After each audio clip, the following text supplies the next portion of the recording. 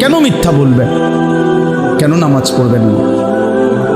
কেন সেজদা দিলেন না বাপ?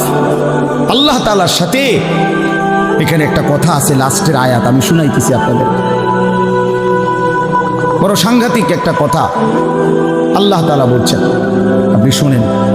তো আল্লাহ তাআলা আমাদের এখানে শুনাইছে, তোমরা যারা যারা আমার মুত্তাকি বান্দা হবা, তোমরা যারা গুনাহ থেকে বেঁচে থাকবা, নেক আমলে অভ্যস্ত থাকবা, আমার ওয়াদা ইন্নাল মুত্তাকিনা ফি যিলালিন ওয়া আয়ুন, আমি আল্লাহ তাআলা আমার সমস্ত মুত্তাকি বান্দাকে জান্নাতের ছায়াতেই রাখবো।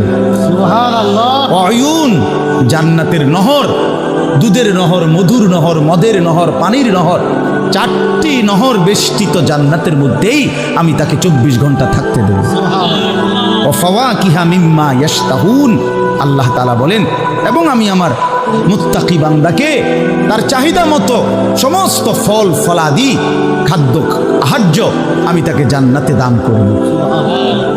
কুলু ওয়াশরাবু হানিআম বিমা কুনতুম তা'মালুন, আল্লাহ তাআলা জান্নাতি বান্দাকে পুরা জান্নাত দেখাইয়া, কোটি কোটি নাজ ও নিয়ামত দেখাইয়া আল্লাহ বলবেন, বান্দা আরামসে নিশ্চিন্তে তুমি এই জান্নাতের যা মন চায় খাও, পান করো, বিমা কুনতুম তা'মালুন, তোমার সারা জিন্দেগীর আমলের বিনিময়, ওই যে কষ্ট করে নামাজ পড়েছো, রোজা রেখেছো, সেজদা দিয়েছো, তাহাজ্জুদ করেছো, দান